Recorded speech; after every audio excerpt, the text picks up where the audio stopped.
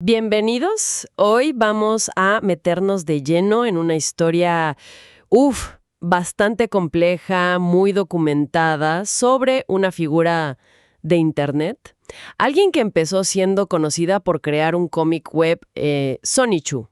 Sí, y su vida, bueno, se ha vuelto una especie de saga que muchísima gente sigue, llena de controversia, cambios de identidad, y que hace poco volvió a la escena pública después de estar en prisión. Exacto.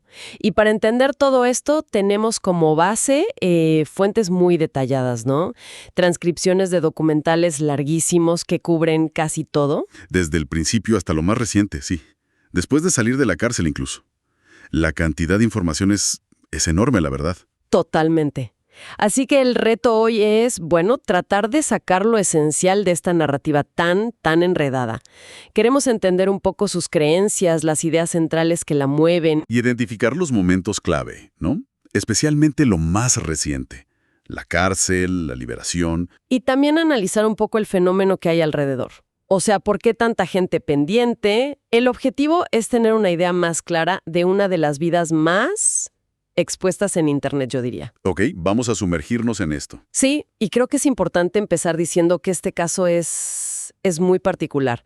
Casi no hay precedentes de una vida tan documentada, tan expuesta a la interacción online. Y a la interferencia también, ¿no? Claro, masiva.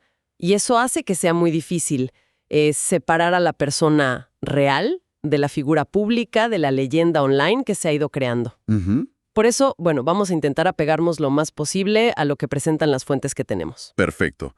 Empecemos por el principio. ¿Qué sabemos de sus inicios? Las fuentes mencionan un diagnóstico de autismo temprano, sí, y dificultades sociales desde niña, al parecer. Luego viene la creación de Sonichu, esta mezcla tan suya, ¿no? De Sonic y Pikachu. Una fusión muy personal. Y hay un momento clave al principio, gana un concurso de Sega. Parece que eso fue como el empujón para empezar a tener presencia online. Y esa presencia atrajo atención muy rápido. Muchísima atención. Pero no siempre buena, ¿verdad? Para nada. De hecho, esa combinación de una creación, digamos, peculiar y estar tan dispuesta a compartir su vida online. La volvió un blanco fácil. Exacto. Muy temprano empezó a ser objeto de burlas, de acoso sistemático. Lo que hoy llamamos trolling. Claro. Provocar, hostigar online, a veces solo por molestar. Y lo interesante es que las fuentes rescatan algunas advertencias que recibió en ese entonces. ¿Cómo cuáles? Bueno, una frase del padre. Hay muchos lados de una montaña y muchas formas de escalarla. Como un consejo de resiliencia, quizá. Y otra más directa de una maestra. Si muestras a las personas dónde estás débil, entonces sabrán dónde presionar. Qué fuerte. Y muy premonitorio, ¿no? Totalmente. Visto ahora, parece que esas frases capturaban la dinámica que iba a marcar casi toda su interacción online. La vulnerabilidad expuesta se convirtió en el punto débil. Y esa vulnerabilidad, esa exposición constante, parece que fue el terreno perfecto para que surgiera un sistema de creencias muy particular. Sí, las fuentes van trazando cómo evolucionaron esas ideas. La convicción de que personajes de ficción existen en otra dimensión, por ejemplo. Y su idea de ser una especie de diosa, destinada a fusionar esa dimensión con la nuestra. La Dimensional Merge. La fusión dimensional, sí. Una idea central en su cosmología. Pero, ¿esto surgió solo de ella o hubo influencias externas? Bueno, ahí entra otro elemento clave que señalan las fuentes. La influencia de grupos externos. Los llamados Idea Guys. ¿Los Idea Guys? Sí. Se describe cómo estos grupos interactuaron muy intensamente con ella online. Y no solo reforzaron esas creencias que ya tenía. Sino que las moldearon quizá. Eso sugieren los documentales, sí. Que llegaron a darles forma activamente, añadiendo detalles, complejidad, a esa visión del mundo tan personal. O sea, no fue solo algo interno. La interacción externa fue un catalizador muy fuerte. Exactamente. Las fuentes lo pintan así.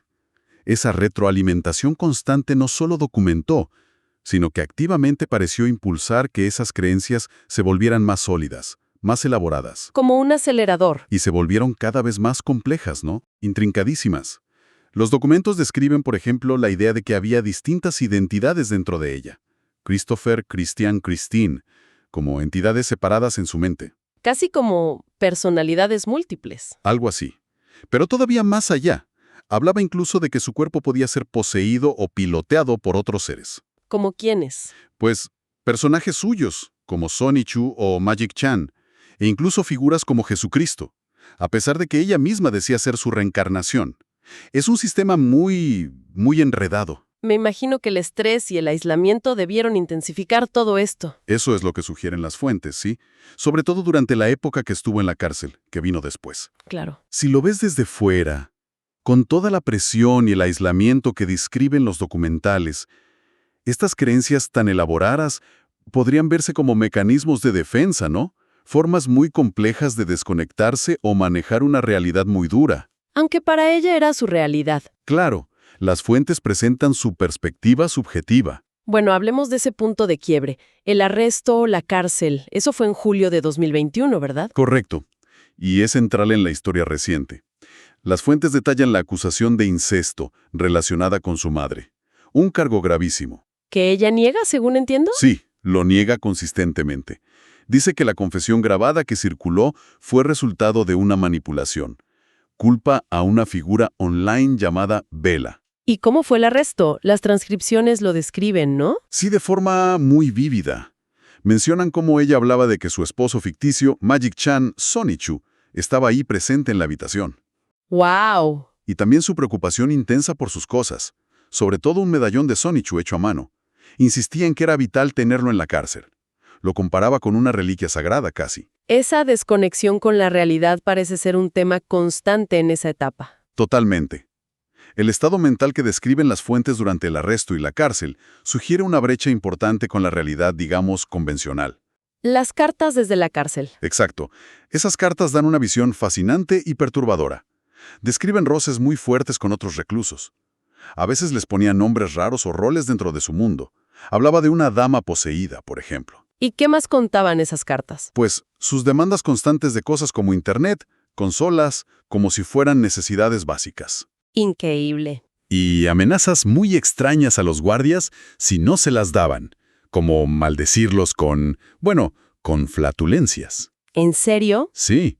Incluso las fuentes dicen que la trasladaron un tiempo al ala de salud mental, aparentemente por amenazas de autolesión si no le devolvían el acceso a internet. Es impresionante cómo, incluso ahí, en esa situación límite, su mundo digital y sus creaciones seguían siendo lo más importante.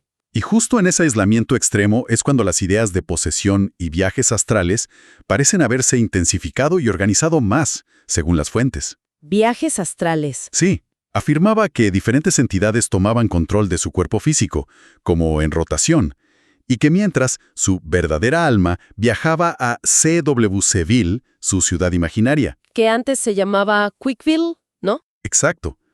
Para supervisar los preparativos de la Dimensional Merge. Es un ejemplo extremo de cómo la mente puede construir otras realidades bajo presión. Esto sí que te hace preguntar, ¿dónde está la línea entre un delirio y un mecanismo de supervivencia psicológico súper elaborado? Es la gran pregunta que dejan las fuentes en el aire, ¿no? Presentan los hechos, sus dichos, y bueno, cada quien saca conclusiones. Y después de casi 2 años, en marzo de 2023, sale libre. Así es. Y es importante decir que el cargo de incesto al final fue desestimado. O sea, la fiscalía decidió no seguir con el caso, aunque eso no es una declaración formal de inocencia técnicamente. ¿Y qué pasó al salir? Bueno, primero estuvo en una organización de apoyo, Gateway Homes. Después se mudó a un apartamento sola, en Lynchburg, Virginia. Sola. Aparentemente con ayuda de un grupo de seguidores que, según indican, también empezaron a manejar un poco su presencia online y sus finanzas. Entiendo. ¿Y cómo fue el regreso a Internet? Gradual. Primero cosas de bajo perfil. Jugar Pokémon Go en la calle, dar likes en Twitter. Luego subió dibujos nuevos a DeviantArt. Y el paso grande fue volver a subir videos a YouTube. Hablarle directamente a su audiencia después de tanto tiempo. Me imagino la expectativa que eso generó. ¿Qué dijo en esos videos? Hubo uno clave, llamado algo como aclarando las cosas. Ahí repitió su versión del arresto, insistiendo en su inocencia y culpando a Vela por manipular las grabaciones. Pero sin explicar el contenido original de la llamada, según las fuentes. Exacto. Mantuvo su narrativa sin sin confrontar directamente la evidencia que la contradecía, según lo presentan. Entiendo. Y en lo que ha comunicado después, pues, sigue los mismos temas. La Dimensional Merge, CW Bill, y también critica mucho la nueva generación de My Little Pony, la G5. My Little Pony. ¿Por qué? Parece que la ve como una especie de corrupción o algo que desestabiliza la realidad que ella percibe. Sus intereses y creencias se mantienen muy consistentes, la verdad. Hay otro tema que exploran las fuentes que es curioso, por decirlo menos. El efecto Chris Chan, o la maldición del medallón Sonichu. ¿Qué es eso? Ah, sí. Es un patrón que la gente que sigue esta historia ha notado. Parece que las personas que interactúan muy de cerca con ella, sea para bien o para mal, ¿Les pasan cosas malas? bueno, parecen experimentar problemas inesperados después, en sus vidas, en sus carreras online. Las fuentes dan ejemplos de figuras de Internet conocidas que, tras interactuar con ella, tuvieron líos personales, legales, de reputación. ¿Y el medallón qué tiene Kenner? Ese medallón Sonichu, el que hace a mano y a veces regala o vende, se ha vuelto como el símbolo de este supuesto efecto. ¿En serio? Sí, citan un caso de un tal Nick Riquita, que recibió un medallón con una carta que describen como siniestra, y poco después tuvo sus propios problemas. Pero... ¿las fuentes dicen que es una maldición de verdad? No tanto como una fuerza sobrenatural comprobada, más bien lo presentan como un fenómeno cultural, un meme que ha crecido alrededor de ella. Ah, ok. Se debate si es coincidencia, si es la atención tan intensa que la rodea lo que atrae problemas. Es como si la leyenda hubiera cobrado vida propia, generando sus propias historias. Claro, la intensidad alrededor es brutal. Incluso citan a un experto en cosas paranormales. Sí, mencionan a un experto en demonología, Chris Borse. Él habla en general de objetos ligados a figuras polémicas y sugiere que aceptarlos podría, simbólica o psicológicamente, abrir a alguien a influencias negativas. Interesante. No lo aplica como prueba directa, pero lo usa para ilustrar cómo la creencia, la intención, pueden influir en estos fenómenos culturales raros que a veces surgen en Internet. Fascinante cómo la narrativa se sale de control. Bueno, ¿y cómo está la situación ahora mismo, según lo último que se sabe? Pues parece que sigue viviendo independiente en su apartamento. Gana dinero vendiendo arte por encargo, sus medallones. Online, supongo. Sí, a través de plataformas online. Y sigue muy activa en Internet. Publica videos, dibujos, comentarios. Con sus temas de siempre. Quickville, la fusión dimensional, My Little Pony, su identidad como diosa Christine Weston Chandler Sonichu. También hubo un viaje reciente, ¿no? A Finlandia. Sí, documentado. Fue con alguien conocida online como Flutter. Y también hubo una pequeña polémica hace poco en un live. Hizo un comentario sobre ser madre. ¿Cómo? Generó confusión, especulaciones. Tuvo que aclarar después que hablaba de un hijo hipotético en el futuro, no de un embarazo real. Vaya, la historia no para de generar ruido. Es que, como dicen las fuentes, la persona ya se ha vuelto casi una idea, un espectro online. La línea entre realidad y ficción es súper borrosa. No solo para ella, sino para toda la gente que la sigue, interactúa y de algún modo co-crea la narrativa. Cierto. Y un detalle final que recalcan. La negación de los hechos del arresto sigue ahí, tanto de parte de ella como, mencionan, de su madre. Entonces, si intentamos resumir, ¿qué sacamos de todo esto? Vemos una vida, marcada por neurodivergencia desde el principio, que saltó a una fama, o más bien infamia, online brutal. El desarrollo de un sistema de creencias súper complejo, muy influenciado por fuera y por el aislamiento, Consecuencias legales y personales muy serias. gravísimas. Y este fenómeno cultural tan raro, ¿no? Donde su leyenda parece afectar a otros. Exacto. Este caso, aunque extremo, es como un espejo muy potente de nuestra época. Muestra de forma muy cruda esa danza complicada entre identidad real y online, el impacto de ser tan visible, la salud mental en la era digital Y la cultura de la observación constante. y participativa. Sí, refleja tensiones muy actuales llevadas a un límite que pocas veces se documenta tanto. Y para dejar pensando a quienes nos escuchan, una reflexión que surge de todo esto. Viendo cómo la documentación masiva, la interacción online, parece haber moldeado no solo cómo se la ve, sino quizás su propia realidad. Cabe preguntarse, ¿hasta qué punto esta observación digital constante, participativa, puede de verdad alterar el rumbo de una vida y la naturaleza misma de lo que llamamos realidad compartida? Una pregunta inquietante, sí.